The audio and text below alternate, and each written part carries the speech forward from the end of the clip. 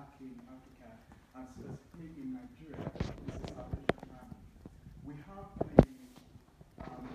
I believe it's the captain, I don't know if that's the first responder of the Salvation Army back in the day, Captain Stephen Noble.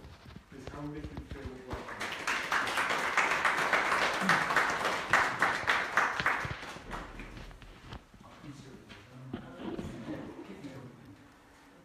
We also have,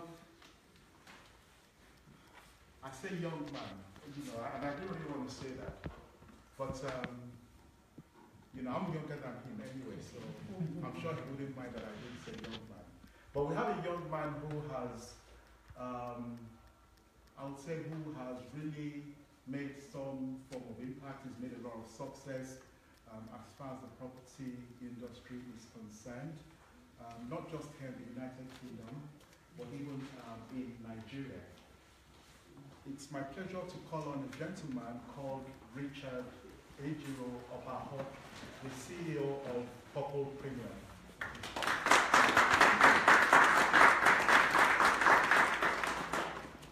And so the other speakers will be joining us later on, and once they do arrive, we'll try and introduce them. Now, at this point, one of the assignments I have is to welcome us. So once again, I'd like to welcome us warmly to Trumpet Connect. Now, Trumpet Connect is, it's a new brand, but new brand in quotes. New in the sense that we had a pilot of Trumpet Connect about 5-6 years ago. So we held a Trumpet Connect event in Hackney, and we held one in Leicester in 2011. Did I say 5 years ago? No, that's about 7 years ago. Wow. So, and the whole idea is that we felt that it's very important that our community tries to forge together and works together and create a spirit of inclusion and community cohesion.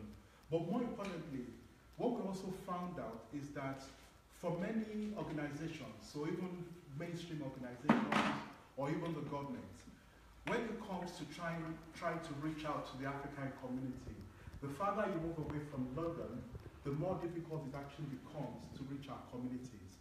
In London, we have a very vibrant community, but there are loads of other cities outside London as well, where you have a lot of Africans, but there are not necessarily that many events in comparison to London that bring them together.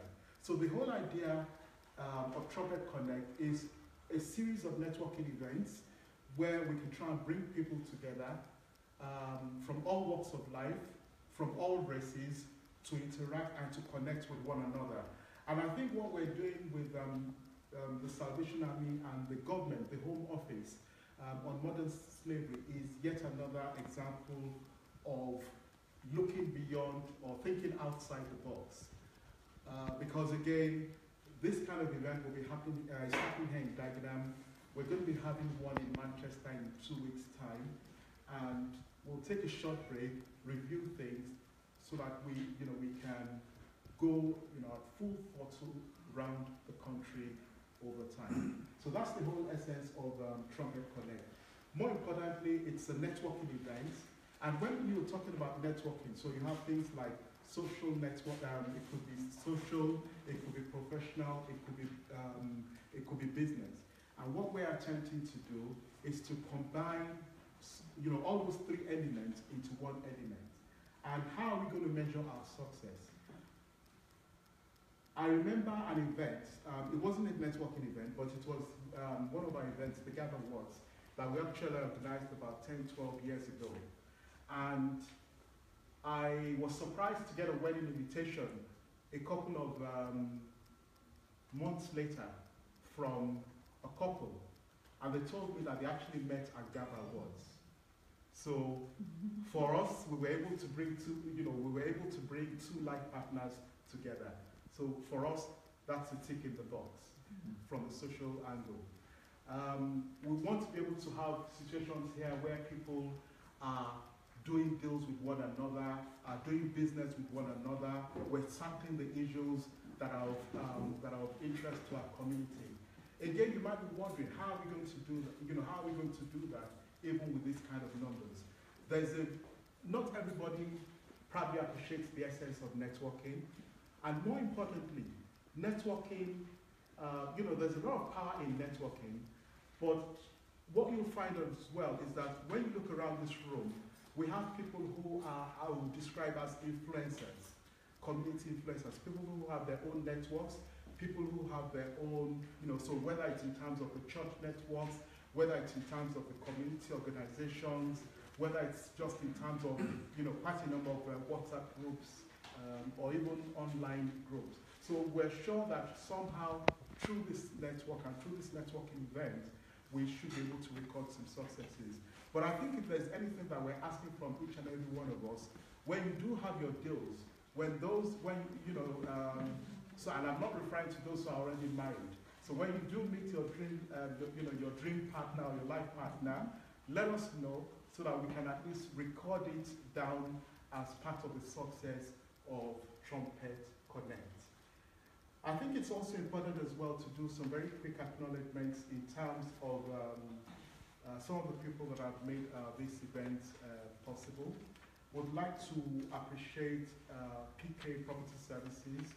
I know the CEO will be joining us later on in the program. Would also like to appreciate High Achievers Academy. We'll be hearing from the CEO's daughter in a few minutes. We also want to acknowledge Purple Premium. Purple Premium Limited. I already acknowledged the CEO, one of our speakers this evening, Mr. Richard Obaho, and obviously Trumpet Media Group that has tried to facilitate this event. So, ladies and gentlemen, I want to say thank you very much for coming and welcome once again as we try and kick off this program. Now, who is going to be our first speaker? I was thinking, because I know our speakers would love to have a few more people in the room. And so what I was going to suggest we do is, as a bonus, we're arriving early. We might as well have our refreshments slightly early. So I don't know if it's possible that we just get something from there and come straight back to our seats, and then we'll now kick off with our speakers. Thank you very much.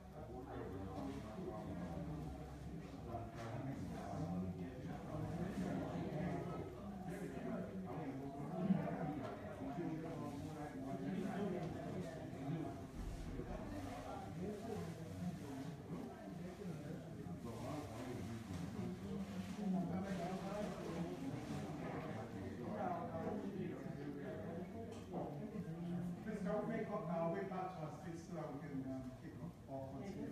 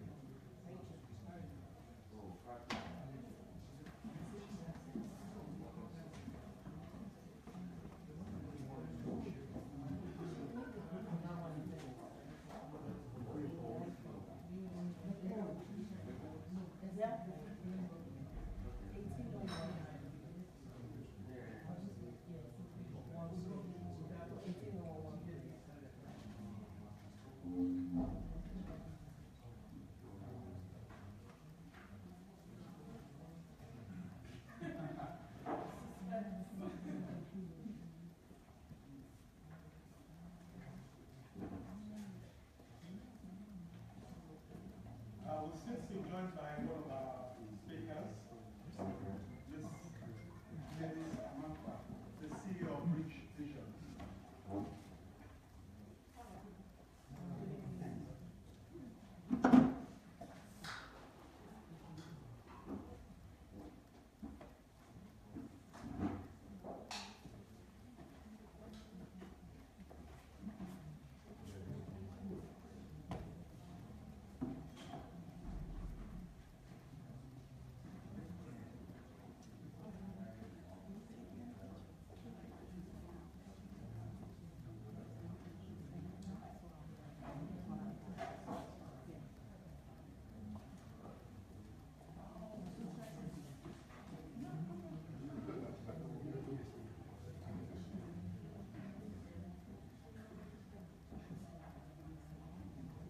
So we're going to go very quickly into our round of speeches.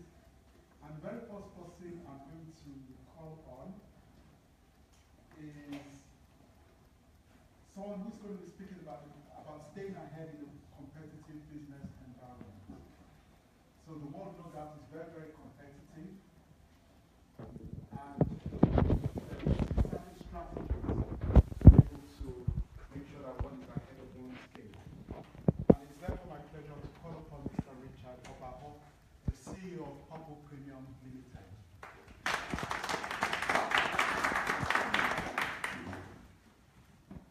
I can stand or I can sit, or whichever is your choice. Actually, I'll sit. But I typically love to stand so I can interact a lot more. But it's okay, I'll sit.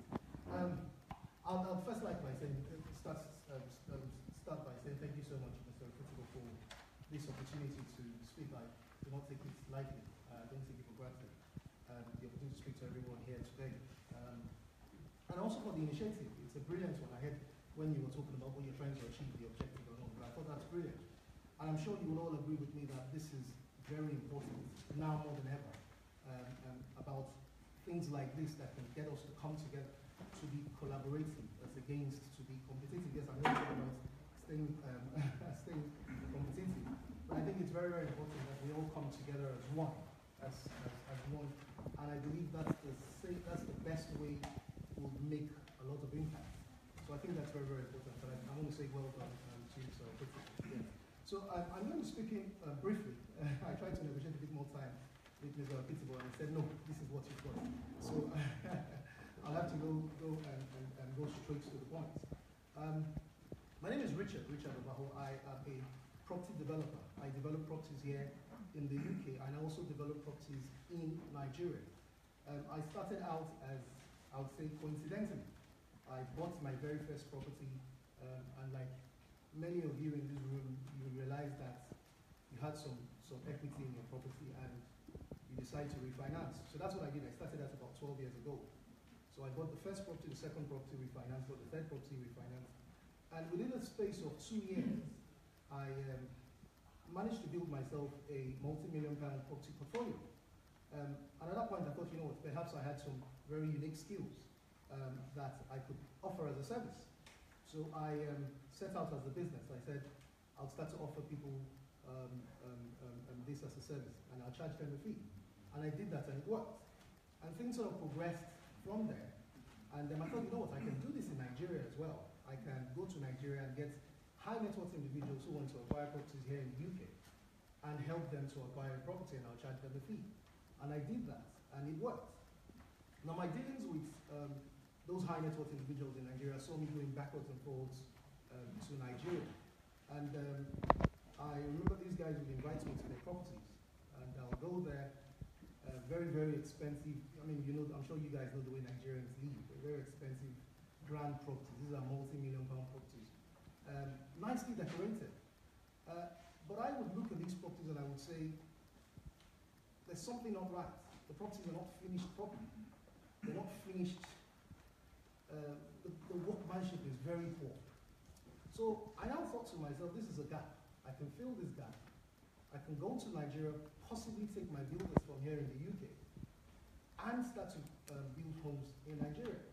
And we did that as well, and it worked very, very well. The last development we did, we sold out even before we completed. At the moment, we are building 100 homes over the next 36 months. We're right in the middle of phase one. Phase one, we're building 24 homes. So that's going very, very well. I have worked with a number of very high-profile individuals. I had, as one of my clients, a past president of Nigeria, and the president was sitting at the time. I've had at least one of the 7 richest men in Africa as my client. I've won a number of awards, one from, including the very prestigious GAB Awards. I won that last year. So I think I can wear the cap to talk about how to stay competitive in a business environment. I think I can wear the cap. So I'm going to talk about briefly on a few things that I sort of have gathered over time whilst I have been doing what I have been doing. Now, number one, I think it's very, very important. It doesn't matter whether we are service providers, or businessmen or women, whatever we do, I think it's very important that we have integrity. Integrity is very, very key. Now, if you don't have integrity, I don't believe that you have any business being in the business environment. That's the way I would put it down. Integrity is very, very important. It's very key. But a lot of people don't realize the impact. They don't realize the opportunities it could create for you. They don't realize the doors it could open for you and the doors it could shut for you. I talked about having a past president as one of my clients, one of the 7 richest men as one of my clients.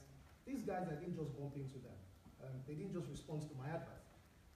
Somebody introduced me to them. Now, a number of years ago, I worked with a very, very wealthy chap, a very influential guy, and I'm not boasting, I need to say this for emphasis. I probably would have made, in a 5-6 year period I've been working with this guy, a good £500,000 from him. And this guy was the guy that introduced me to the president.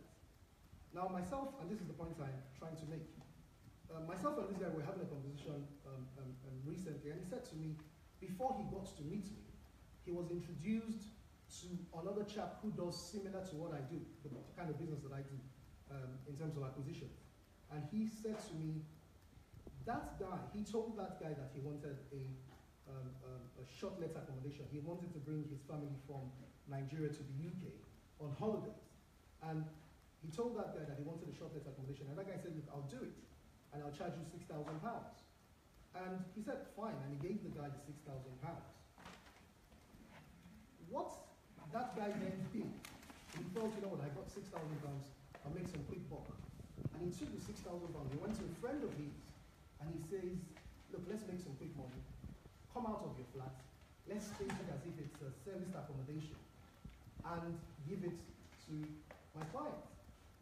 And my client told me that when he got to that guy's house, He saw what they've done, and he felt, you know what, hang on, what is this?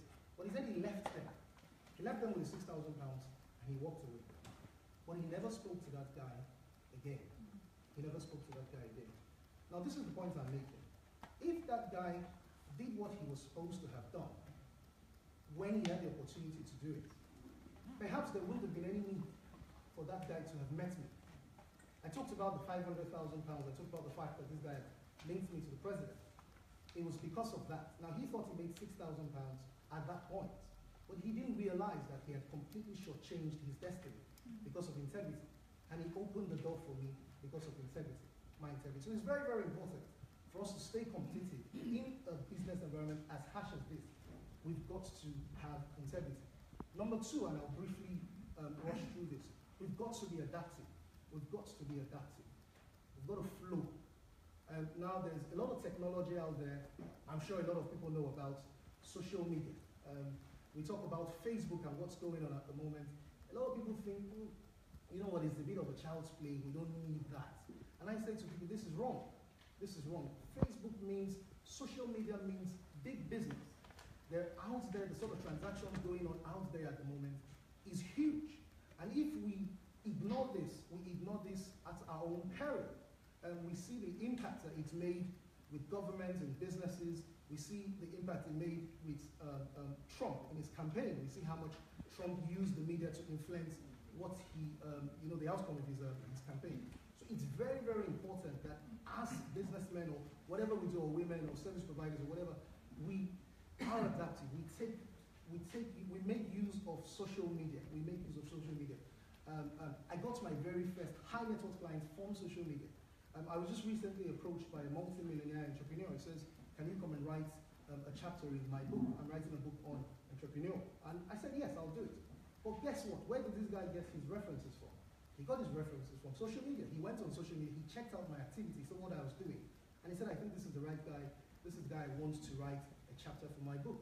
It's very, very important. I tell people the community, the market, it's there. It's nowhere else. So we've got to be able to cleverly position ourselves. There's a theory called the theory of mere exposure. That theory suggests that the more people know you, the more they like you. And the more they like you, when it's time for them to part with their money, guess who they'll come to? It's you. So we've got to make sure that we have a good, sound social media strategy for us to be competitive. Then my third point and my final point is that we have to build a very strong network. And I'm happy for what Mr. Kittibo is doing by giving us the platform to do this. It's very, very important that we build a very strong network. There's something called the theory of 6 degrees of separation in networking. Now that theory suggests that you are 6 contacts away from anybody you want to meet in the world. 6 contacts away from anybody you want to meet in the world. Now, somebody's telling me that I'm 6 contacts away from meeting Obama, I'm 6 contacts away from meeting President Trump, I'm 6 contacts away from meeting Richard Branson, I'm 6 contacts away from meeting Aliko Dangote. I say, well, that is strange, that is unreal, that is not true. But harsh reality is that it is true. I was only 3 contacts away from meeting the president. It took me only 3 contacts for me to meet the president. So it's very, very important that we develop our network. I spent a lot of time investing in my network, and when the opportunity came, I could meet the people that I wanted to meet. And this is very important. It doesn't have to be a very grand place. It doesn't have to be a political rally. It doesn't have to be a big business meeting. It could be from the very rarest places that we could think about. I remember the guy that actually introduced me to the link with all these very influential people that I know. I met him in the place. This guy, you probably say, is a nobody. But this guy knew somebody, and he knew somebody, and he knew somebody, and the rest is history. So it's very, very important that we develop our network. And finally, I am a strong believer in action. I believe we should take action. I mean, I probably would have, because of the brevity of my time, I can't go into details, all the stuff that I need to go through today. But I believe that you would hear something today, either from me or from any of the other speakers, that I believe we can take and we can run it. And for me, it's very, very crucial that we do that. What is your next step? What do you want to do? Everybody has a next step. I have a next step. Make sure you go out there and do something, because you never know the path that that's going to lead you to. You never know. Thank you so much for your time.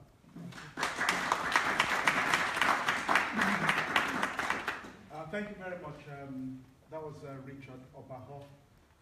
Now, and you probably got away with spending a bit Yes. over your time, but I think you'll get away with that because you are our first speaker. Yes. So it's an opportunity to tell the other speakers that I will be watching my clock, and so please make sure you keep within time. The very next person I'm going to call on is Stephanie Okafor, who is the Executive Managing Director of John Samuel Estates, and she's going to be speaking about to fit in, you need to stand out. Please, let's make a full welcome. Thank you very much, sir. Thank you, Mr. Femi Oshitubo. Thank you very much. It's been an honor to be amongst great personnel today. Thank you very much. My name is Stephanie Okafor.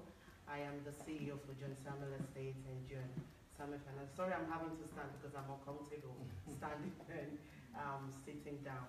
And I carefully chose this topic when I spoke to Mr. Obitubani. He asked me what I wanted to speak about, and I had to think about it, and I got back to him. And I believe the topic I chose is relevant to our community, and which is to fit in, you have to stand out. And how do we stand out as individuals, or as entrepreneurs, or as a community? I'm sorry, by profession, I'm an estate agent and a financial advisor. I specialize in mortgage advice, will advice, protection, and business and protection as well. So, and how do we stand out? And that's the question. And I believe in order to stand out, your unique selling points is what makes you stand out in whatever we do. And I believe as an entrepreneur, what sets us apart is putting our client first. That's the ultimate goal. It's not about us, and that is what I tell every of my clients. It's about them putting their needs first. Understanding my clients' needs, listening to them, paying attention to their needs. When my clients call me and they say, "Oh, Stephanie, I have a mortgage inquiry. What do you think? Do you think a lender?" And I said, "Sorry, I can't make recommendation without having to see you, without getting to know you." So I have to go through a fact find with my clients. I need to know what their financial circumstances. And these are things because we are in a competitive world, just as I said.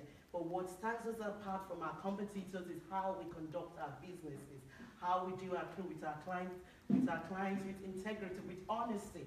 If you have a client that needs a property in Dagenham and you are currently based somewhere else, don't try to force your client to buy a property that you believe is not suitable to them. You can always recommend them to someone else in the business. Like I said, we are all doing what everyone else is doing. So we can, as a community, work together and stand out. And that is what, like another example, I went to value a property recently.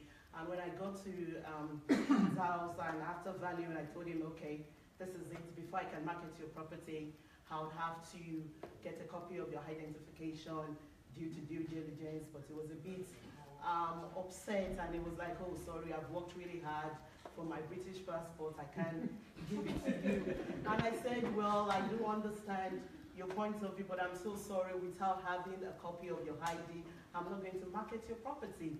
Yes, was he right? Yes, he was in his own way, but I had to stick to my own integrity. This is what I've been asked to do. And what he said, reluctantly gave me his African passport with his indefinite leave, and that was good for me. But what I'm trying to say here is the trust. We need to be able to stick to our yes or no. When our client says this, we have to show them demonstration that we are professionals. We know what we are doing. And another area that I believe we also need to overcome, the reservations on protection, on wills. In our community, these are areas that even when you start a conversation, they cut it off with Bible verses, and and I just believe it makes us look careless as a community, because we've worked really hard for our empires, our estates. The last thing you want to do is have your loved ones wondering what you want to do, what you don't want to do, and with a will in writing, it expresses your wish, and it brings about harmony when you're long gone, because you've expressed everything in writing. There's some of us, we had kids before marriage. Do you know that by law they are regarded as illegitimate? And if you don't have a will in place, they're not covered. They're not covered at all, and this is what people don't know, and that's why we need to try to understand so many things about where we are. We shouldn't just make assumptions that, oh, okay, this is it, I'm not going to die young. Let's educate ourselves. Let's find out, even we as entrepreneurs, whatever business we are in, let's get registered. Let's understand let's educate ourselves. Don't stop from one. You have to keep going, attend conferences. And these are things that can enable us to stand out as a community, as individuals, as entrepreneurs as well. And I'm going to finalize my speech with a scenario, like an activity, and I'm going to show you all. Can you see if I clap with one hand? I clap with 2, I clap with 3, I clap with 4, and I clap with 5. You can see how effective it is when I clap with 5 fingers. And I believe we can all come together as a community, help one another, celebrate one another, because together I believe we can do it. We can encourage one another, we can appreciate one another, and I believe that's the way we can stand out, not just as entrepreneurs, individuals, but as a community. Thank you very much for everything. Thank you very much. Thank you very much. Get on time, so you're going to get a medal for keeping to time. Thank you. We've just been joined by one of our speakers, Mr. Paul Olubomi. Mr. Paul Olubomi, or Paul Coyote Olubomi, so PK Olubomi is the CEO of PK Sales and Lettings, and he's going to be speaking to us later on in the event. So at this point, I'd like to call upon Mavis Abankwa. Mavis is the CEO of Rich Visions, and Rich Visions has probably got, they have quite a few divisions. So there's the PR side, by which many of us will probably know her. But there's also the small business division. But I'm sure that Mavis will be talking to us very briefly about that. Mavis Amankwa, CEO, Rich Visions.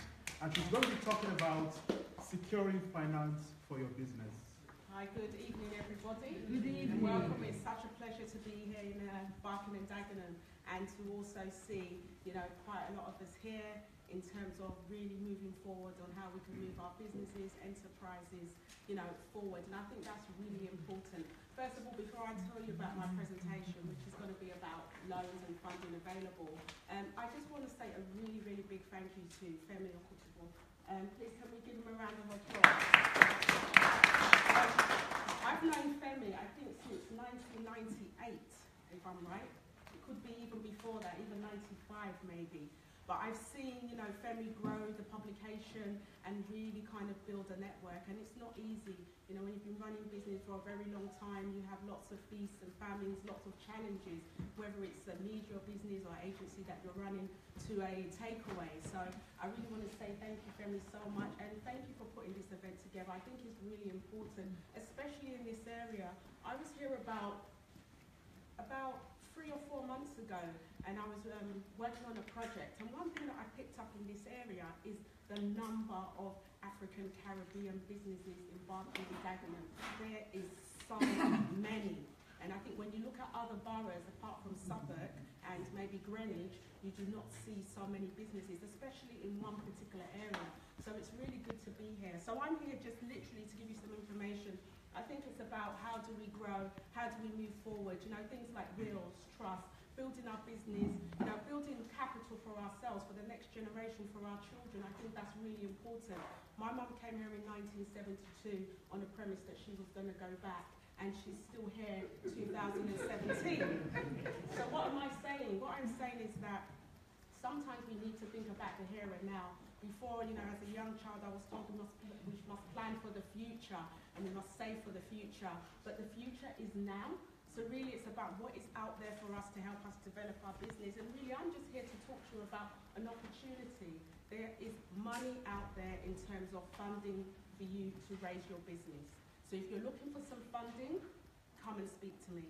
There's an opportunity if you're an established business and you're looking for anything from £2,000 to £100,000, please speak to me. There are opportunities. If you've got a brand new business idea, you really want to take that business forward, but you're not able to because you don't have the know-how, you don't have the funds, please come and see me. So far, Rich Visions, we've been going for about 15 years, and we started off doing loans and funding since 2012. and we've done around 2.5 million of business loans. The interest is very low. If you go for something like 25,000, the interest is just 6%, and you can spread that over 5 years. So within 5 years, if you go for a 25,000 low interest loan at 6%, you will pay back 29,000, and you'll pay £483 for 60 months. There's lots of support in terms of helping businesses to grow. When I speak to lots of businesses in the area, and in the community, many people say there isn't support for us, but that's not true. The support is there, but the problem is it's that knowing that that information is there. So I'm here to just basically tell you what is available.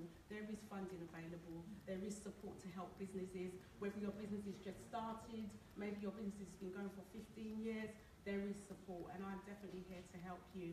Now, in terms of the criteria to be eligible for any type of business loan or funding, you need to be over 18 years of age. You need to have legal residency here in the UK. If, for instance, you're on a temporary visa for if you're on a temporary visa for a minimum of 2 years, you can still apply. You know, the great thing about this country is support is there. The support is there. You know, it's just having that know-how, as I said earlier on. So if anyone's interested, please come and speak to me. It takes about 6 to 8 weeks. Any industry, well, actually, most industries, there's 3 industries that this loan doesn't cover, which I don't think many of you are in that. We've got foreign exchange, also financial trading, and pornography. Those are the 3 areas that they do not take on.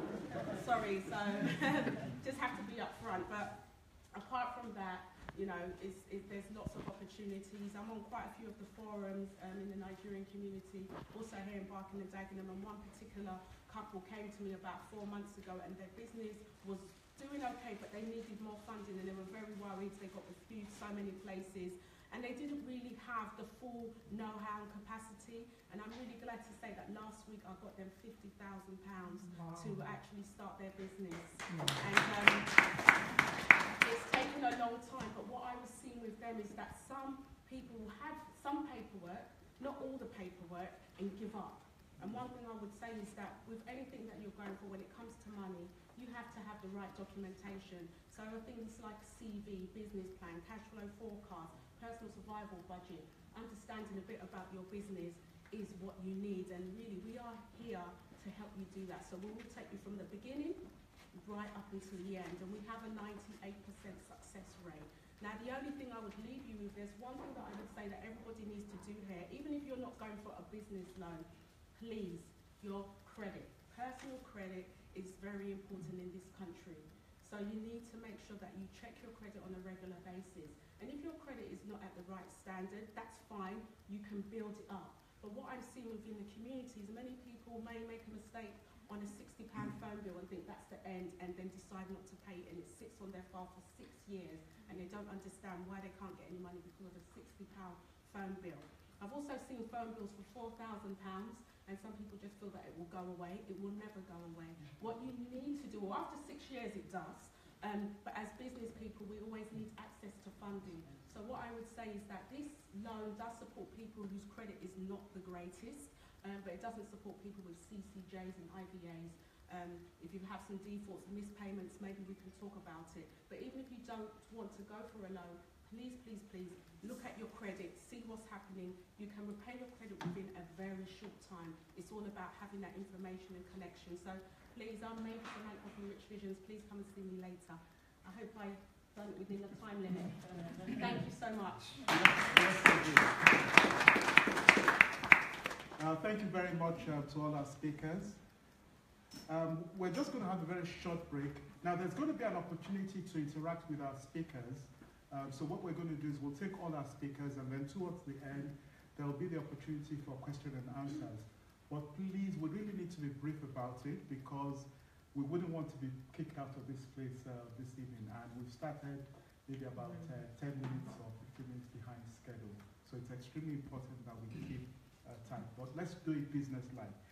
Now, what I'm going to also do very quickly, I have some very quick announcements. I think I mentioned the sponsors earlier on, but I don't recall if I mentioned John Samuel Estates as one of the sponsors as well. So my deep apologies for leaving you out. But again, it's just to also let us know that for subsequent events, there are opportunities to sponsor Trumpet Connect. I would say that if we were to look around this room, quite a number, we have at least maybe minimum of 50% who came in on complimentary tickets. Somebody had to bear the cost of that.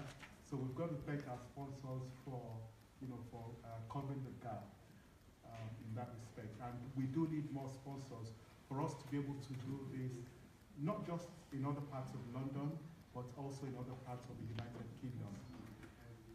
On the 26th of April, we're going to be having another Trumpet Connect event in Manchester. Now, the whole idea is that, yes, we want to go to the people in Manchester, but more importantly, there are people who are, for one reason or another, maybe you've been looking to do something in Manchester, whether it's maybe you might be running a freight company, for example, and or you have one form of business or the other. You might find out that one good strategy might be, rather than going all the full length to set up a branch in Manchester, all you might need might just be an agent or somebody down there who could be your representative office. So the opportunities in terms of going to other parts of the country are enormous. And so I think it's important that I emphasize that, so that we have a wider horizon as to what exactly we could achieve from there. Again, it's going to differ from each and every one of us, depending on what exactly we're trying to achieve. The very last announcement as well, in fact, it's not an announcement. Well, it is an announcement in the sense that hopefully one of the things that I would like to do at these events is to have deals. But not just deals, we also want to have offers. So for all we know, we might end up in one of our meetings where we'd have maybe a cash and carry saying that you can get your food at half the price, or you could send your freight to somewhere at half the price, or whatever it might be, or legal services, or it might be will writing, rather than pay £500 because you've come to Trumpet Connect, you're able to get it for half the price, or 10% off, or whatever it might be. And I think it's very important that we also set the example from Trumpet Media Group. And so I have a few envelopes here, so this is real. Inside these envelopes, there are a number of vouchers. And these are vouchers for advertisements in Trumpet. I have 3 sets. I have 3 sets. 2 of them are, okay, so let me start with this one. In this one, I think I'll start with this one. In each of these envelopes are vouchers which will give you £500 worth of advertising in Trumpet, but you can have it for £250. So if anyone is interested, you can see me later on to be able to pick this. But we would need the money immediately. So this is not.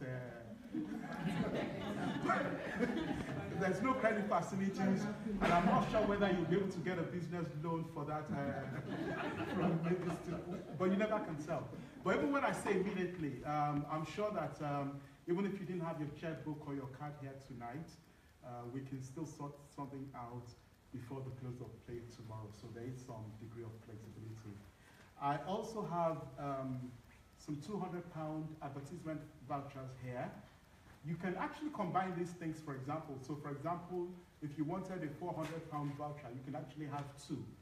And each of these £200 advertisement vouchers are £100. I think it's also important to say that the advertisement is not just restricted to the newspaper. So you can advertise either in the newspaper, on our website, in our email newsletter, or via our social media channels. And the last but not the least, and I'm looking around this room, and I know that there are quite a few powerful people who I think might be interested in this. And I think, we want to try and make this a little bit interactive for just about 2 to 3 minutes, maximum of 5 minutes. I have an advertisement voucher here for £5,000 worth of advertising, but we're going to auction it. But there's a starting price of £1,000. So is there anyone who wants to take this £5,000 worth of advertising for £1,000? You don't have to spend 5,000. The £5,000 can be spread over a couple of issues. So, for example, a £5,000 advertising in the newspaper would probably give you a full page and an extra half page.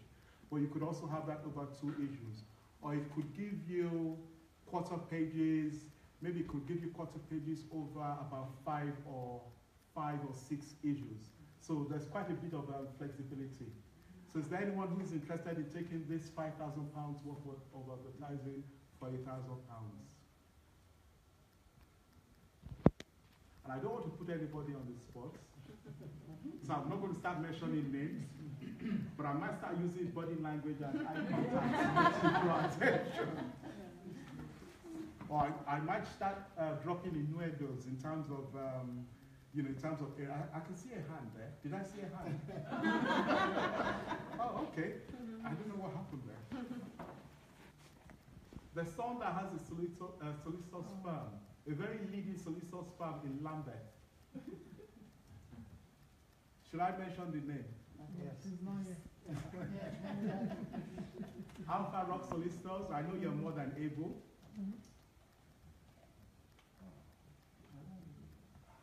Nobody is interested. Nobody needs to advertise. Nobody wants to support a new person who has just started their business, who might need some advertising. Okay, so we'll just put that aside then.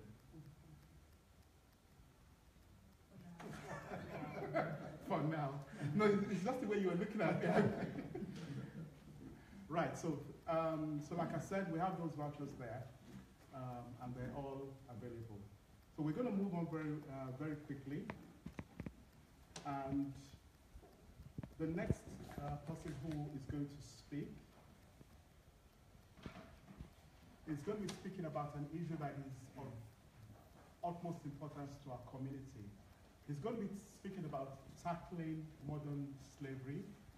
And it's my pleasure to call upon Captain Stephen Noble, who is the first responder of the Salvation Army back in Dagenham. But I believe there's a video. Stephen, so let's make it. Yes. Can I say a big thank you for inviting me tonight? Yeah, we just heard about influential people. I sat recently and listened to Melinda Gates, and she just blew me away as she talked about their empire and convincing billionaires to give 50% of everything they have away. Why is that so important? Because if we have a passion to serve the world in which we live, it starts with resolving poverty. Human slavery, I guess, is an age-old issue. Sadly, the Salvation Army have for many, many years been involved in tackling human slavery. In fact, if you go all the way back to the 1800s, you would find that the Salvation Army started at that point to address the issues of human trafficking. In 1885, Florence and Bramwell Booth actually campaigned to raise the awareness of human trafficking, and in particular women and girls who were being bought and sold in a Victorian England. Well, we're now in 2011, and sadly the situation gets worse and worse. In 2011, the Salvation Army were identified by the government as the organisation who were appointed to sort and provide support for victims of human trafficking. You know, back in 2011, we saw just 378 victims. I say just. That sounds a small number. But in actual fact, the worrying thing and the sad thing is that we've now reached staggering proportions, and just 5 years later, that has grown by over 500%. This year, we saw well over 2,000 victims come into the care of the Salvation Army. What a tragic thing. The Salvation Army today are providing safe accommodation, legal support, medical care and advice for victims whether they are required and need to be repatriated or established in a new life in this country. But you know, the really sad thing is that that's really just the tip of the iceberg. You see, it's estimated, as you'll see here, that 45 million people worldwide are victims of human trafficking. 45 million. And of course, within the UK, closer to home, we're actually looking at a figure. It's estimated that today, between 10 and 13,000 people are held as slaves in this country in which we live. Sadly, Albania is the top of the list, but Nigeria is the second highest source of victims of human trafficking, who are then transported to the UK. Today, modern slavery is the second largest criminal activity after drug trafficking. I want to tell you a little bit about how this works. One of the areas that we're very concerned about is domestic servitude. In Nigeria, Promise was a 10-year-old girl. She was actually sent to work for a wealthy family in her local town.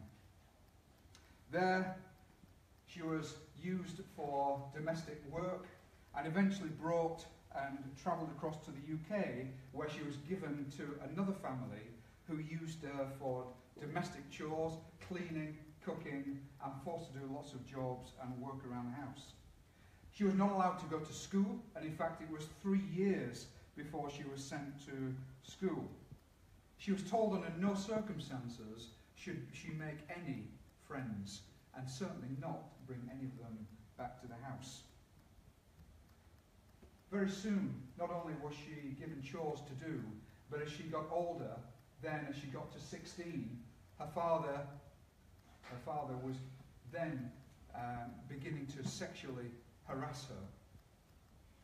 This is a 10-year-old girl who arrived with no family, being in awful circumstances at the age of 16, then finishes up fleeing. Thanks to the local church and those who came across her, she was then helped. She was sent to school and eventually to university. But you see, it never stops there. And in 2014, after applying for immigration status, she was arrested and detained and sent to a detention centre. And of course, it was only once that she then told her story that it was identified that in reality she was a victim of human trafficking. She was a victim of domestic servitude. Promise was then released, given into the care of the Salvation Army. There she received accommodation, financial, emotional support, and support which would help her establish a successful future. You know, I guess the worrying thing is that surely that's somewhere else. It never happens on our doorstep, does it? Or does it? You see, it's interesting. Just a month ago, we met some new church leaders, my wife and myself. And these lovely church leaders invited us to their home. We had a meal one evening. And in conversation, a very casual comment was made. You know, we discovered that some of our folks, lovely church folks, wanted to invite us to their house for a meal. We went round to their house for a meal, and what was even lovely was this lovely young lady came and she served us a meal, she washed up, she tidied up, and then she just slipped off back up to the stairs. Oh dear. You know, that raised so many flags. And those are the kind of things that we're finding on our doorstep. And I had the privilege really of going back to those church leaders and talking to them about modern slavery. And they have indeed addressed that situation and been able to bring some resolution. But it's frightening, it's out there, and it's on our doorstep. You know, I want just, if you will, to draw your attention to the screen. We're going to show you 2 short video clips. They're just 90 seconds each. And I think these will drive home how close to home this is for us. Let me give you this. Brother James told me that they are from this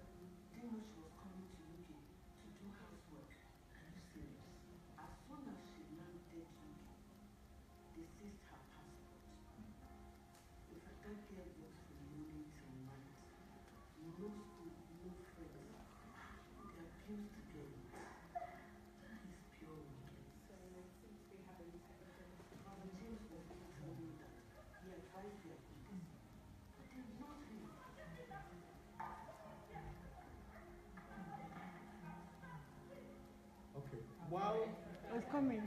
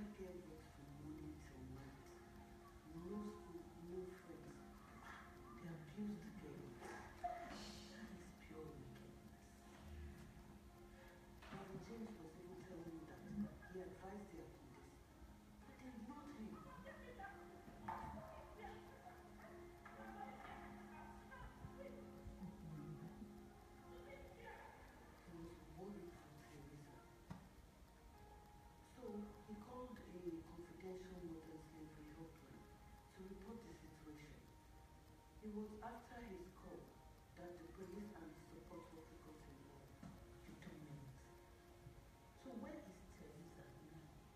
My sister, she's receiving specialist support right now. That is good news. Thank God.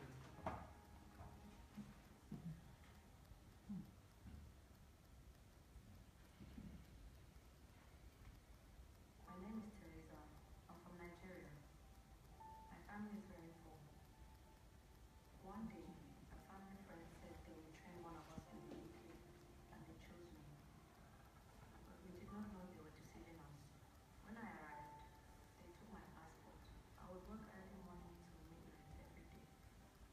No school, no break. I was very lonely and I was very afraid. Brother James from church saw them abuse me a few times. So he tried to talk to them. No one deserves what there is away the truth. I told them, you have to treat this girl better, but they ignored me. And the abuse continued. So I called the modern slavery helpline. It was confidential. And they promised to follow up. And that was how the support worker and the police became involved. It was difficult for Teresa to talk to me at first. The whole of the bitter truth. I told her the nightmare was soon be over. But I was so afraid. I didn't know how I would survive in the UK without my mother and her husband. Yes, she had no idea. But I assured her I will work out. And I believed her. I'm happy I did.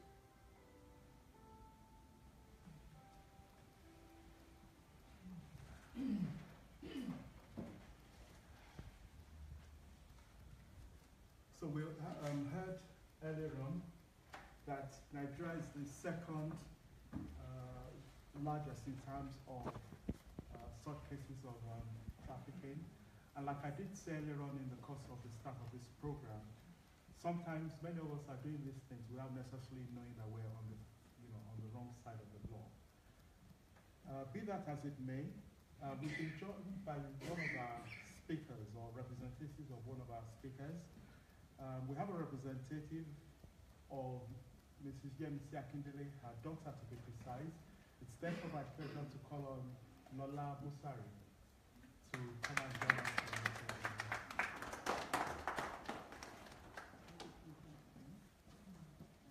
And so our very next speaker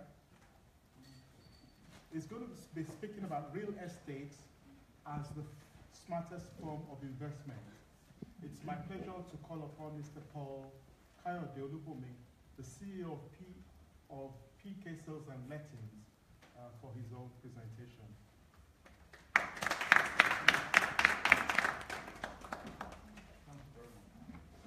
Good evening, ladies and gentlemen. My name is Paul Olubumi. I'm the CEO of PK Sales and Lettings. PK Sales and Lettings was established in 1999 when we are into real estate, means selling, lettings, and management of properties. Before I proceed further, I also like to comment on Mr. when he invited me for this program, he told me that it's a networking program. And I, as a businessman, I know the importance of attending a network program. And I'm actually surprised to find out not many people here tonight. So I came all the way from Shoreditch. I was late. I'm sorry for that. Networking, if you want to discuss networking, which is not my today's topic, but I want to implore every one of us who are business people here to try and get into the habit of meeting other business people like ourselves. I belong to not a club, it's a business network program that's going all over the world. It's called Business Network International. I attend a meeting every Thursday morning at 6:45 at Venture Street. I sit down for an hour with about 40 other business people. We talk about what we need in our business and how we can move our business forward. So it's very important for us to take this type of meetings very serious. The topic before me tonight is about real estate, the importance of real estate, how real estate is the smartest way of investing. There are so many different types of investment or bank accounts or savings accounts that we can put our money into. For example, we have fixed rate bonds, which will give us between 2.5 to 8.1% interest. We have crowdfunding, which we can put our money into. That will give us about 6.1. We have various accounts, 30-day access accounts, fixed deposit account, fixed rate accounts. They will give us yield between 2.1 to maybe 0.5%. But I'll tell you, real estate is the smartest way to invest. Because as an income investment, when you have a real estate, I mean, I have some landlords there who are, we have the properties that we manage. It's a form of income investment for you. When you have a property, if you manage it well, you'll be getting some income.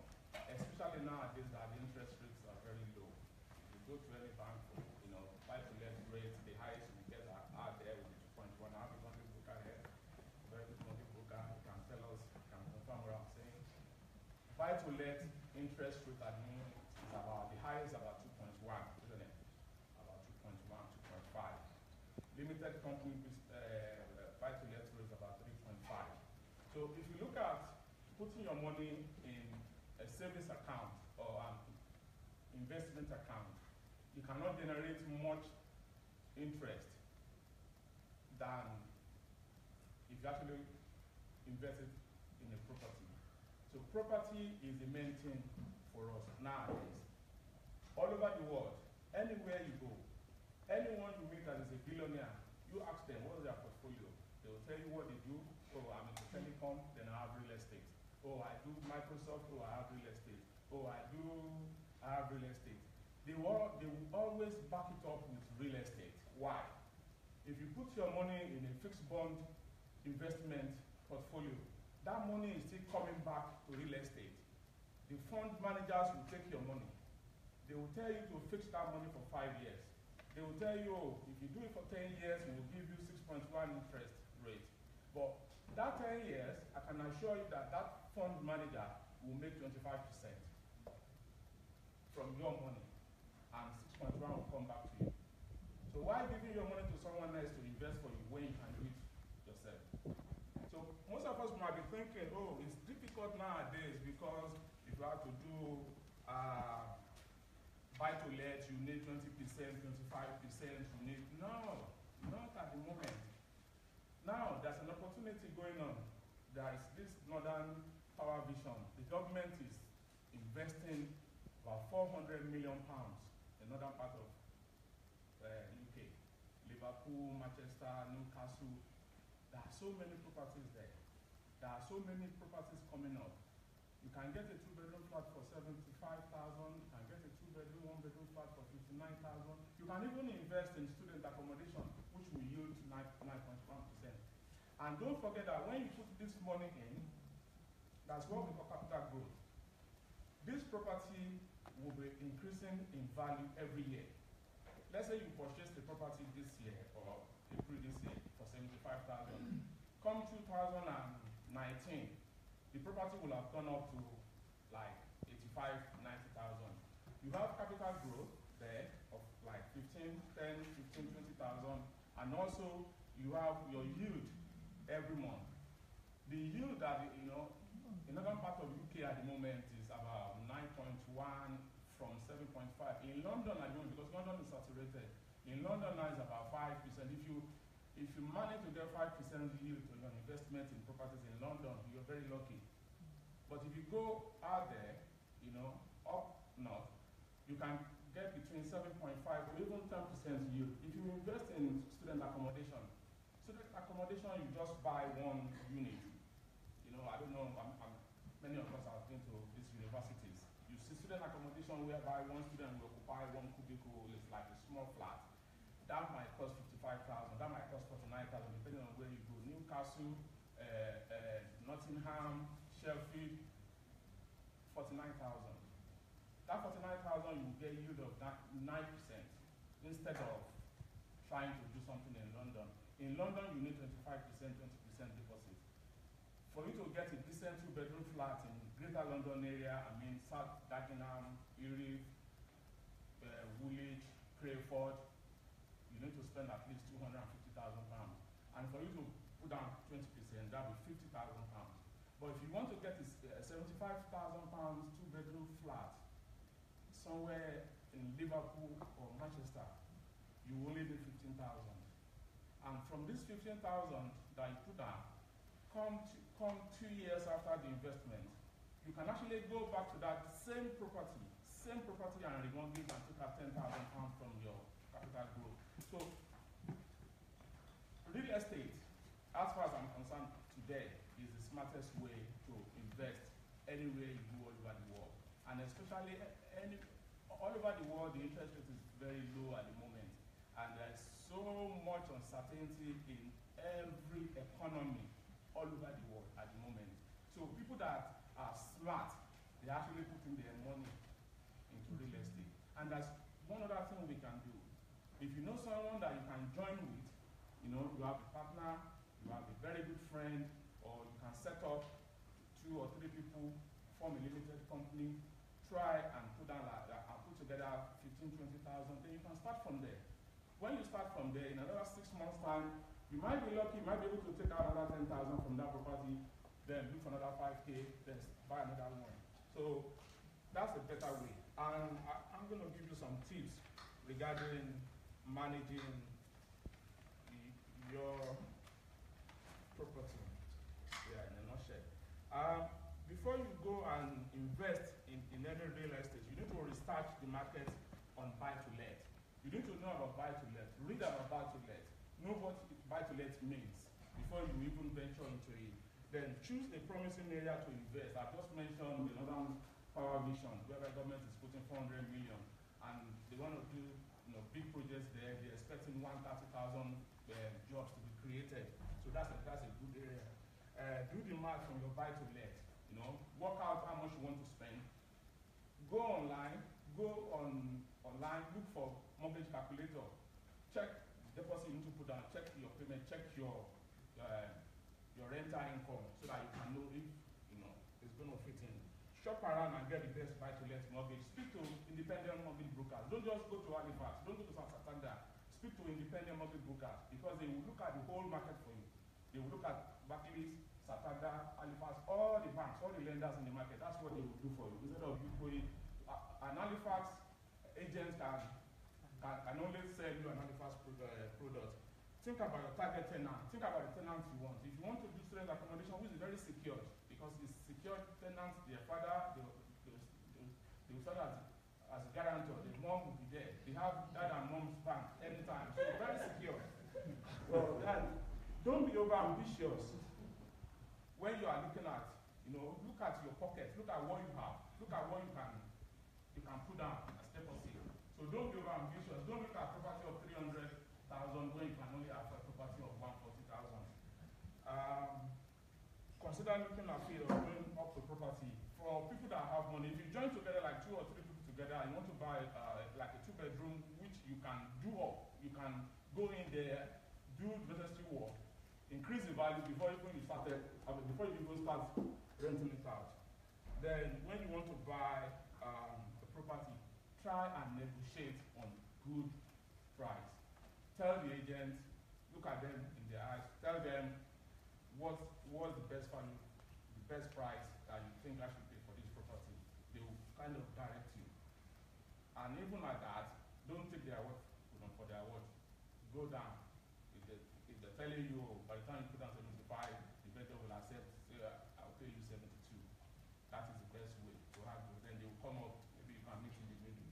So, in a nutshell, I'm here to tell everyone of us that real estate, at the moment, for the next 2, 3, 4 years, the economy is not going anywhere all over the world. UK economy, when Brexit, 2 years to negotiate Brexit. After Brexit, we need another 1 or 2 years to settle down. America economy is not going anywhere. So the best thing to do is to look at real estate to put our money in. Nigeria, the value there is not good. When you have 1 million 3 years ago, you get £4,000. 1 million now, you get less than £2,000. So if you think about that, thank you very much.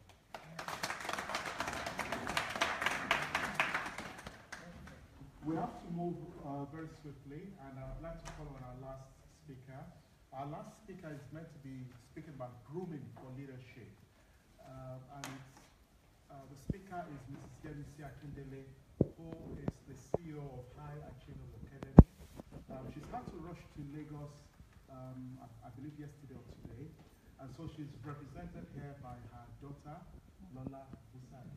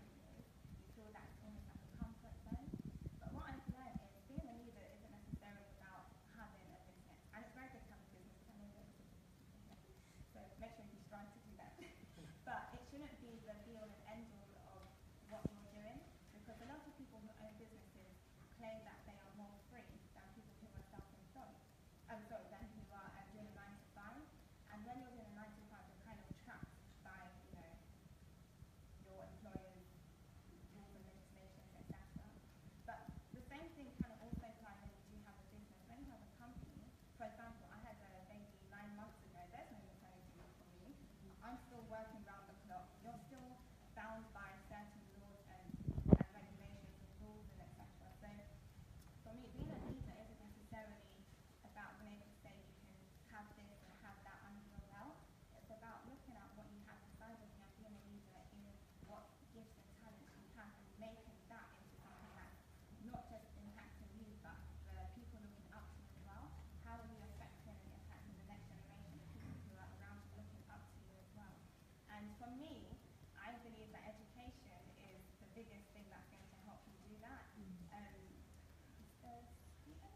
So yeah, that video you showed was so powerful, and for me, I've actually written a book, and it's all about child trafficking and for women. And I think that I know we've got men here, but for the men that are here, the women in your life, the daughters in your life, make sure they're educated to the highest degree, to the highest standard. As I said, the school that I went to, my mum doesn't joke when it comes to education. The first secondary school I went to, I was in the top group for maths, and my passion is English, and I know I'm good at maths, but there's no way I should be in the top group. By the time she took me out of that school and into, at the time they used to do ranked schools like how they do the Premier Football League, so they have Premier schools, first division, second division. I went into a Premier school, private school. My top group in my first school was the bottom group at that school. It took me 2 years to move up. And when you think about it, at the end of the day, we're all going to sit the same exam. So you're being tested against everybody. Where you think you're, the village, the one-eyed king in the village of the blind, somewhere you are literally nothing in comparison to everyone else you're working with. So I would say that education is so key in terms of bringing that sense of leadership within you. So even if it's that you're baking or you're a fantastic hairdresser or something like that, make sure you're trained to the highest level in that area so you can be great at it. So even though I have lost my business, it was a childcare company, I've literally gone back to my education. My degree was in English literature, and I've been able to establish London School of English, where all the business owners around me are coming to me to rewrite their CVs and their personal statements and things like that, which I can do without having to pay tax and wages and all the stuff that kept me bound before. So, so I would say, I know to keep this short, but I would say that education is the key. So whatever area you're in, please make sure you invest in that, as well as property and real estate and everything. Invest in your education. Invest not just academic education, but whatever education or whatever it is that you're passionate about, where you feel like you need to be trained to the highest level, do that. For your sons, encourage them. For your daughters, encourage them even more. Because without that, a woman needs to be able to stand on her own, and she needs to have that knowledge and know what she's capable of doing. So that's my thing.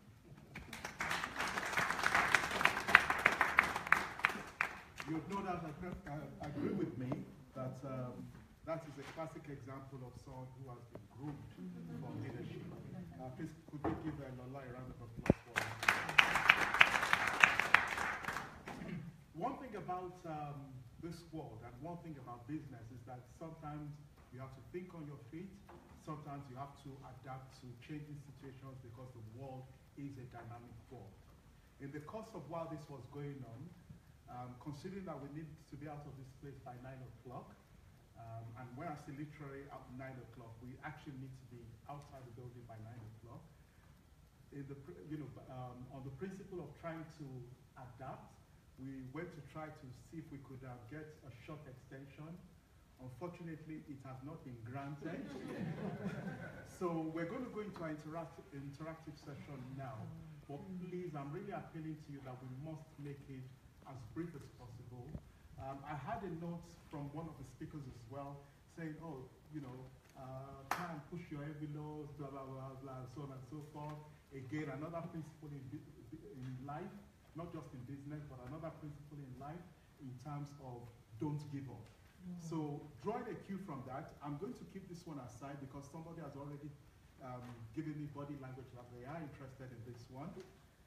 Is there anyone who is interested in the £500 advert voucher for £250? Anybody? Yeah, so very briefly. Even though I was told to go through things like our sales figures and so on, but unfortunately there's not much time to say that, other than to say that Trumpet has been going for the last 22 years. It's the leading publication within the community. Readership-wise, for the newspaper, we're looking at a readership of about 350,000. Online is even a lot more wider. I believe many of us in this room probably get the email newsletter. So we've got the £200 advert vouchers as well for £100. Is there anybody who wants it?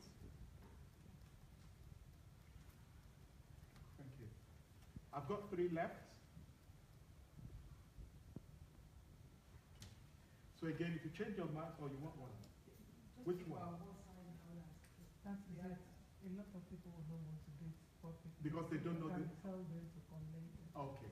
So let's do it afterwards, or even if not today, we'll do it tomorrow. But just give me an indication, and and I'll speak to you either later on or tomorrow. So we're going to go into the interactive session. Do we have any questions? Not do we. We must have some questions or comments for our speakers. But please let us keep it very brief.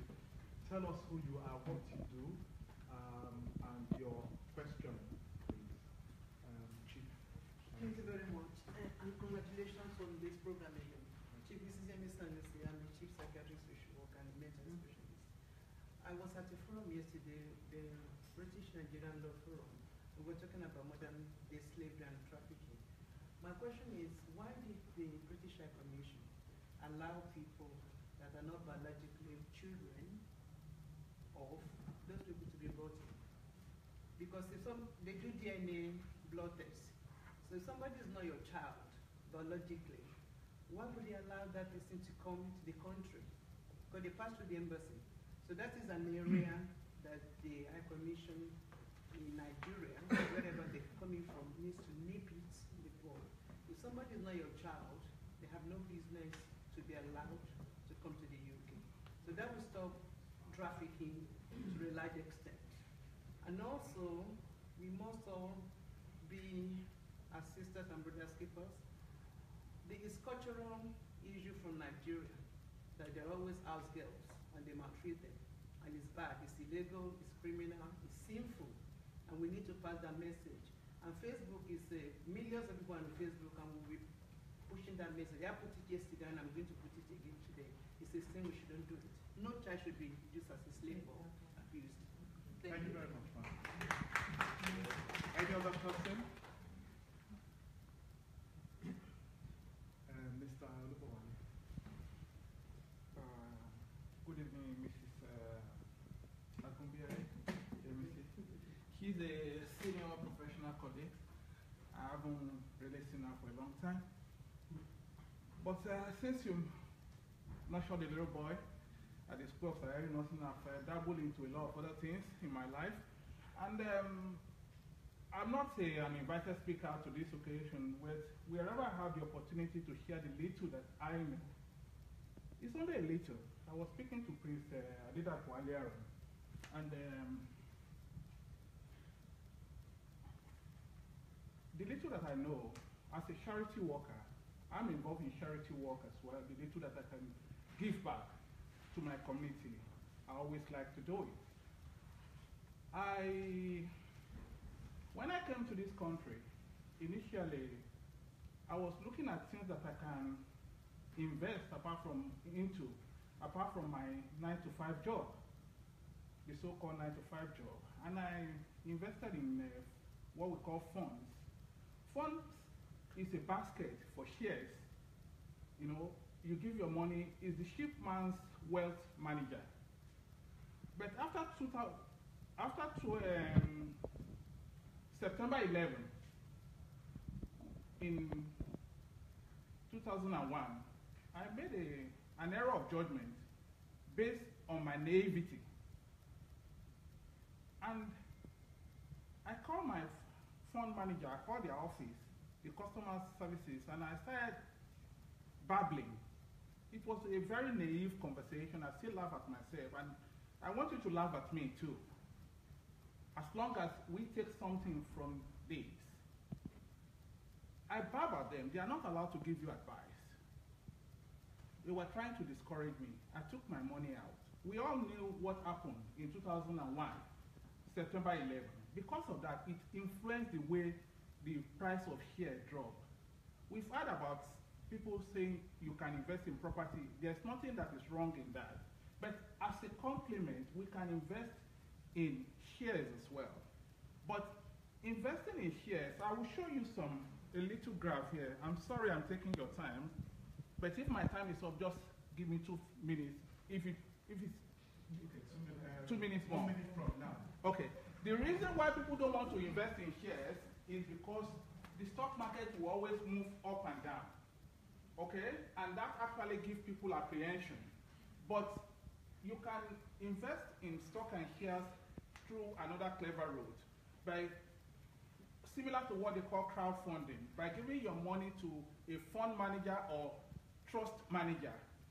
And you don't have to put, let's say you have £2,000 to invest in a year. You don't have to put that £2,000 in one day. You can leverage it, let's say £200 every month. You will buy at some point when it is low, you will buy at some point when it is high. And if you keep your money there for a period of 5 to 7 years, you will actually be able to get something more meaningful back rather than having like a cash account.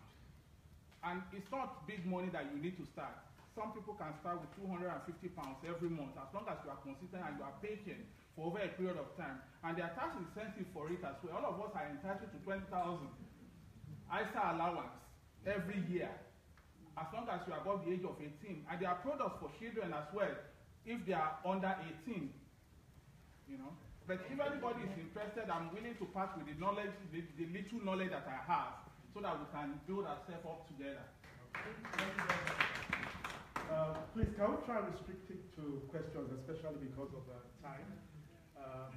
Did I see Mr. Thank you very much. My name is Okwe Nolabundori. I'm currently a student of MSc Real Estate. So I would like to ask one or two questions from the real estate blazers I've got in front of me. So you mentioned the Northern Powerhouse and property deals in the range of 75,000. But why is it that as a community we do not bind together in actually pursuing or leveraging our strengths and communal fellowship for investments in the range of millions of pounds rather than looking at the breadcrumbs? Because in that Northern Powerhouse as well, there are commercial estates that with the use of these permitted development rights are now being converted into houses of multiple occupancies. And by leveraging that, there could be yields in the range of 12 to 18%. So why, as a community, are we not gathering together to leverage our communal membership to... Thank you. Commissioner, I think you're more interested in trade and investment, but I don't know. I'd like to talk to a young lady about investment in childcare. Are you able to kind of share a bit, if you're not, from top of the because I'm one of the head of PBI, Independent Voluntary and Organization, and we're looking at black women in businesses in childcare. Because childcare is very, very important, and that's early years is where the life of a child started. So I'd like to talk to you about, if you can shed a bit of light here, or maybe it's a practical, because we want to look into that, because for women, for some people to be successful in a business and some people closing down, we need to have an insight. That's number one question. And what would you have done better?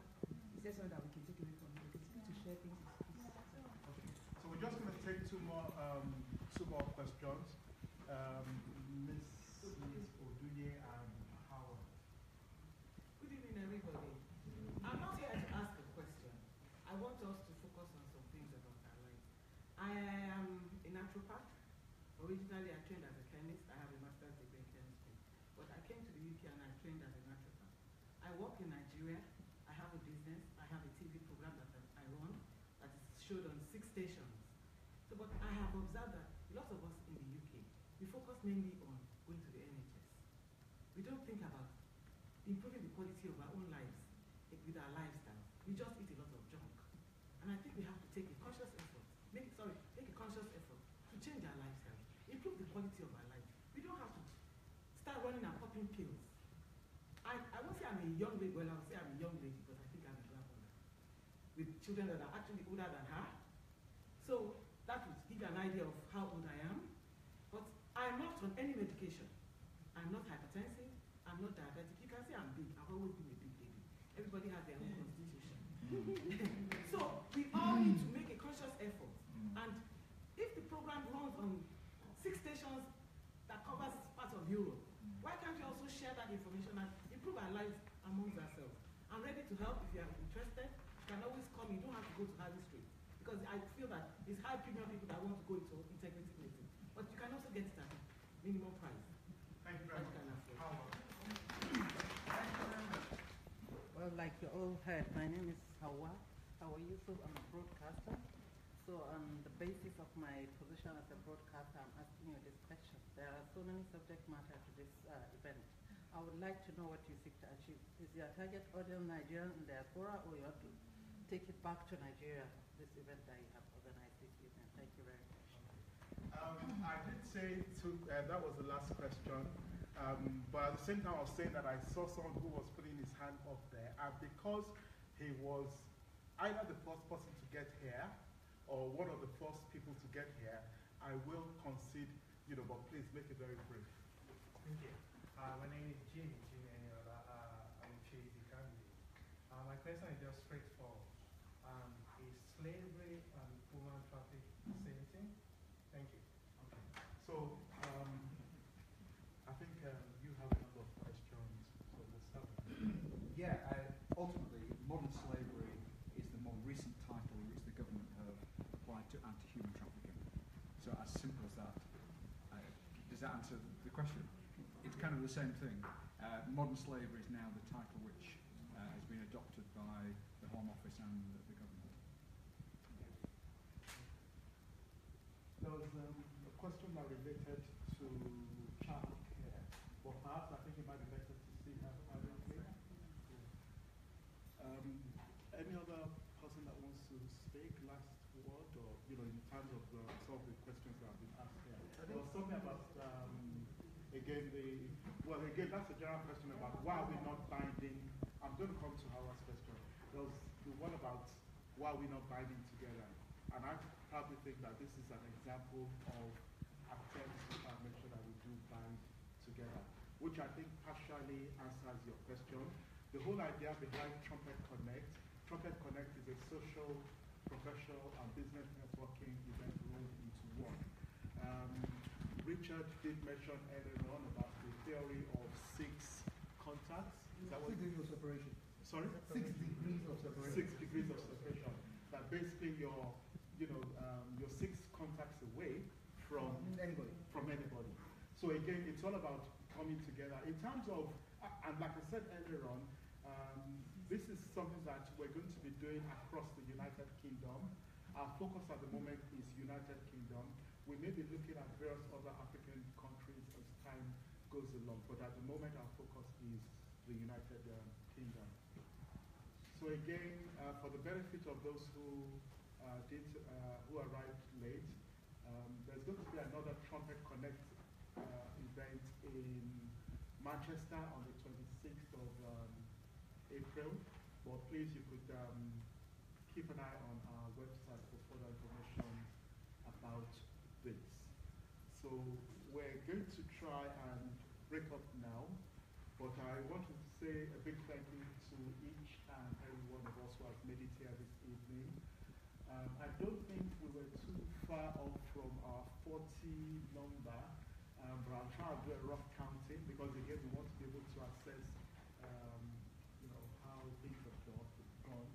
But what we'll also be doing is that sometime next week or before the week runs out, I believe we have the email addresses of most of us here. For those of us who got their tickets via Eventbrite, we definitely have your email address.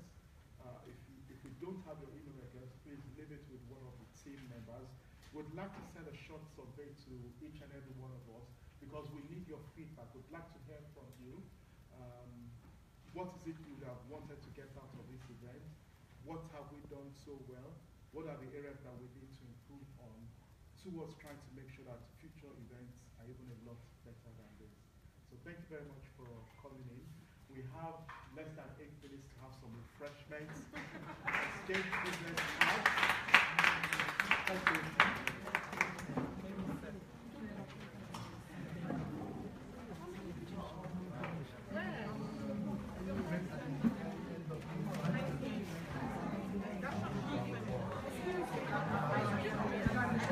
She wants to go record.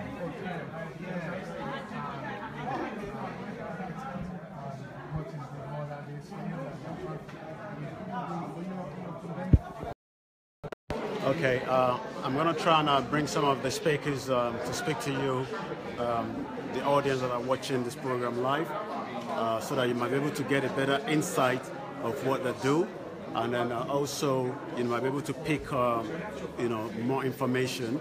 I'm going to get hold of you. I'm live on Facebook, Okay. so I want you to speak to the audience. I'm going to switch the camera back on, explain what you do, maybe you might want to show your flyer as well. Good evening, everyone. My name is Stephanie Okafor.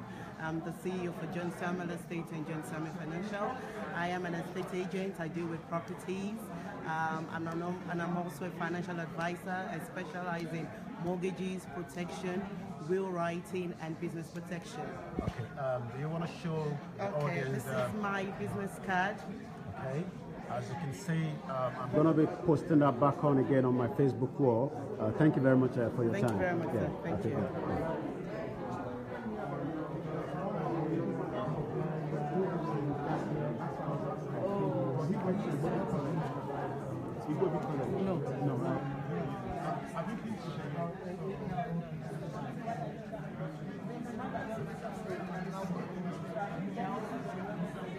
Okay, I'm live on Facebook. Saw you speaking about shares. Is there something you want to share with the audience watching this program live? A little bit of what you were discussing, to the panel just about a few minutes ago.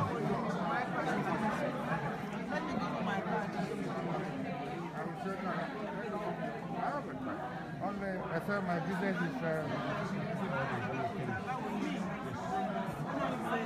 that's my card. This is something. Yeah, so I want you to say the same thing back to the audience. I'm live on Facebook. So just give us a little bit of what you were explaining to the audience. Good evening, viewers. What I was saying earlier, we should be responsible for our own health. We should take that responsibility away from the doctor, because we are the ones that feel the pain when the problem comes. And we should learn to improve on the quality of our lives. The NHS is not the only way to go. We can integrate other therapies into it. Actually, in the stages of healing or in the stages of management of health, the NHS is supposed to be your last resource. There are so many things that you can do before you get to that stage. Because it's like you're on the breaking point. That's when you start running to the NHS. If you change your diet, if you change your lifestyle, if you change your thoughts, if you change the way you react to other people, everything adds up to what's going to make you well. On an energetic level, because all these things you can always reprogram. And the greatest wealth that anybody has is his health, his or her health. So we should focus on our health first before we start chasing all the other things. The Bible says you seek first the kingdom of God and his righteousness, and all the other things shall be added up to you. Seek that your good health first, and then all the other things can follow. Thank you very much. Thank you. Okay. I'm still trying to get hold of someone else again that you might be able to speak to. I'm sure a lot of you watched that program, the Oni of Ife, the one I did at the Portico's house. I'm gonna bring you the lady that was part of the one that hosted that event, so that she might be able to speak to us. The Brick Afrique, So just trying to get hold of her. She's busy at the moment.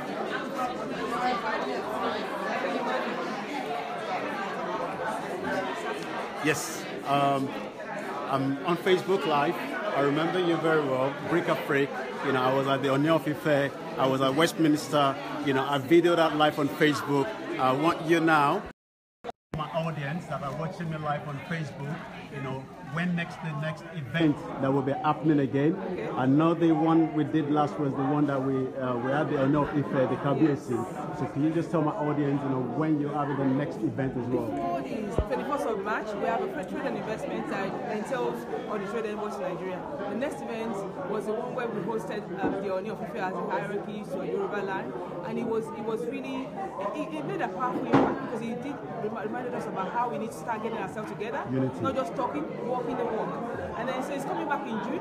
We're going to host him, and at that point, June will be hopefully bringing investors to Nigeria. Okay. So if you're an investor, keep watching Shade Fiesta.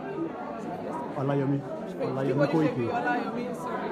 keep watching your live with me, and then we will hopefully see him again in our live event. All right. Thank you very much. Bring your portfolio as well. All right. Don't just come. Thank you. Oh, right here on Ife, the Royal Majesty. We'll be back again in London in June. Again, like I said, there's so many network events happening all over the country, both here in UK and also in Nigeria.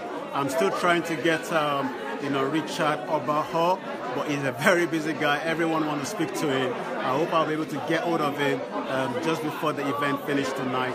But like I say, on Ife, you've had it right there. We'll be back again in UK in June. We'll be covering all his movement when he's back again in UK. Thank you very much, those who have been following me. Like I said, you must, knowledge is power. You must try to enhance what you do better. You must connect with the right people. You must wake up. Don't just, look at what other people are doing. You must think of what you're trying to do as well, to improve yourself as well. I'm going to try and get, Richard. He has given me a signal. He's going to be coming right now. He's into property development in Nigeria, in Lekki. There's a lot of opportunity for those living in diaspora that are thinking of buying properties in Nigeria. Richard Obaho, is someone you want to speak to. I will be having him in about a few minutes, but he's a busy guy, as you can see. Everyone is just trying to have a conversation with him. I will be bringing him out now.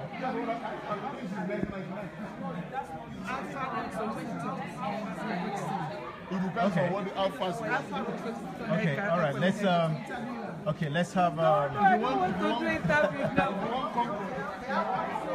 Okay. Yeah. Modern day slavery. There we go. Okay.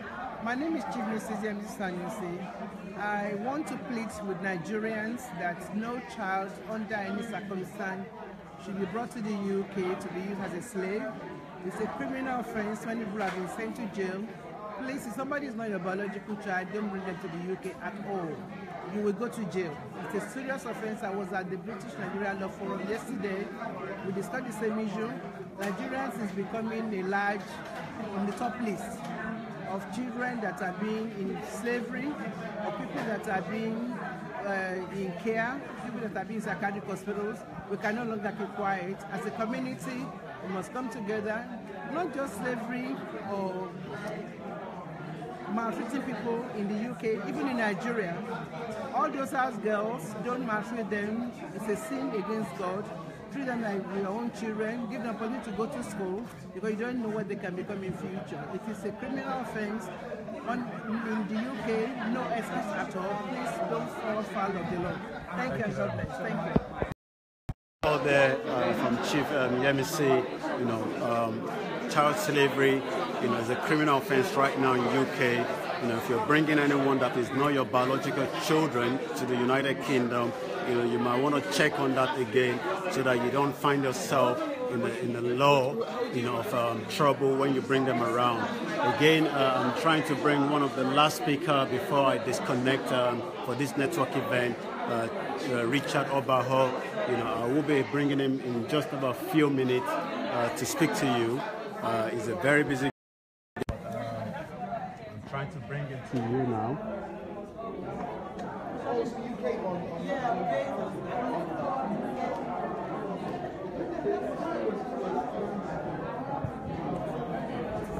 You want to talk about your thing?